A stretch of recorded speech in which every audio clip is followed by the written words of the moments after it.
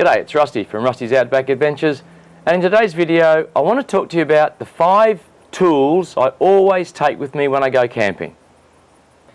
Now, I'm not referring to your socket set and your spanners and your pliers and those sort of things that you take, because we all take them with us. I'm talking about the sort of tools that you probably got in your shed that you probably don't take with you. Okay, so number 1 is my cordless drill. Now, this is a DeWalt.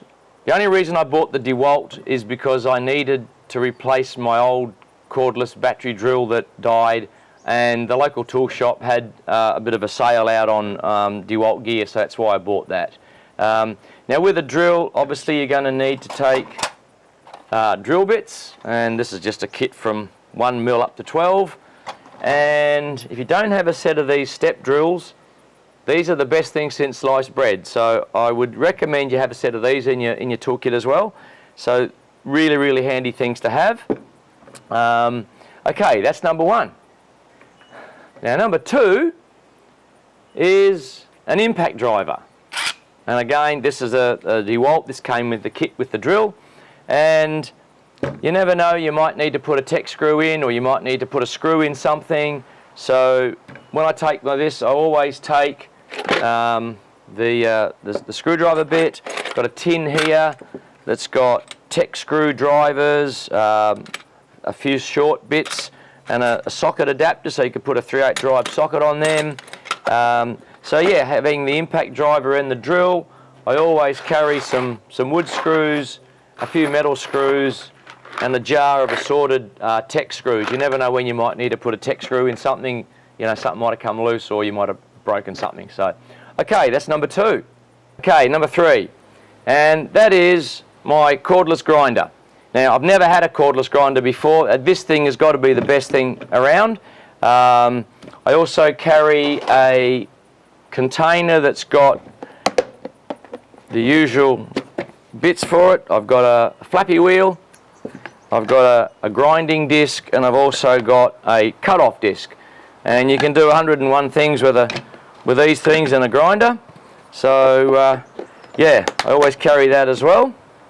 And one more thing, if you're going to be using these tools, you also should take some earmuffs, and I've got earmuffs with me. And I've also got some monogoggles, just in case you don't want to get dirt and stuff in your eyes. Alright, number 4 is the reciprocating saw.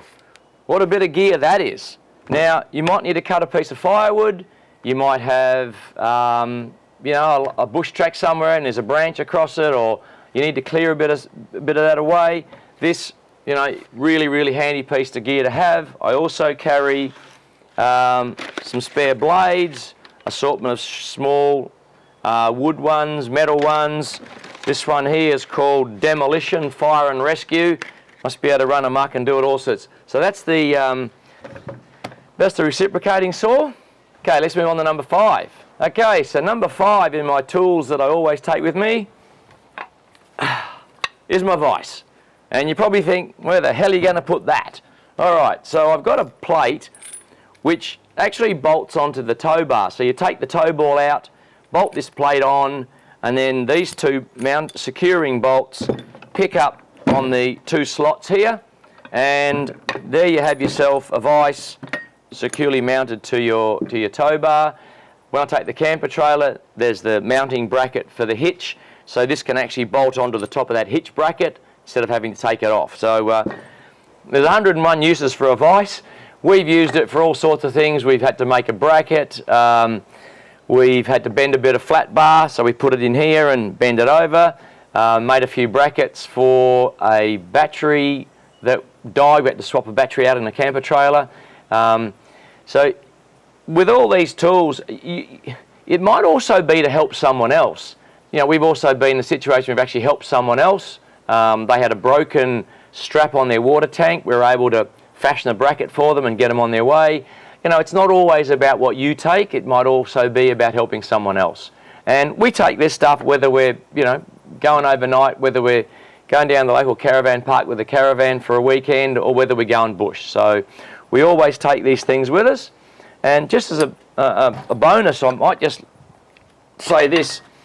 We always take things like, this is this galvanised strapping that You might be able to fabricate some sort of bracket with it or a tie down.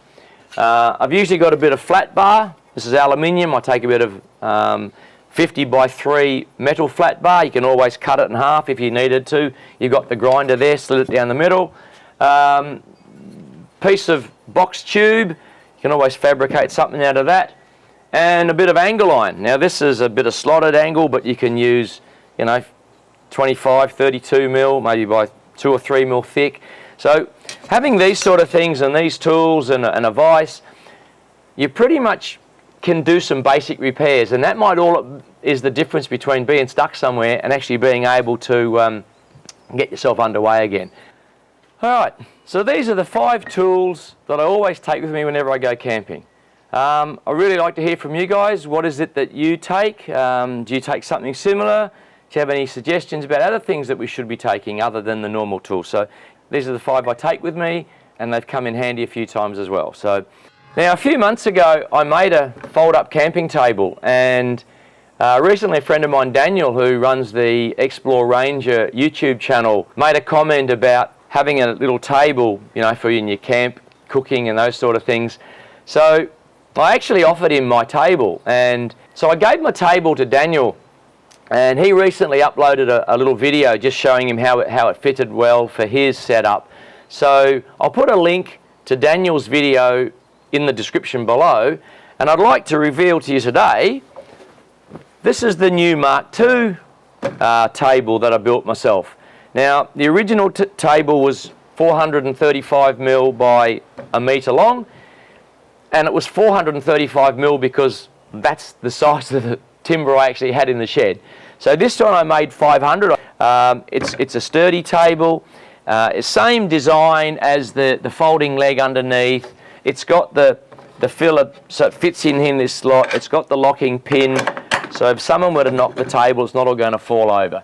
And I'll put a link to that original table up here, and if you'd like to check that out, you might like to get some ideas for making your own table.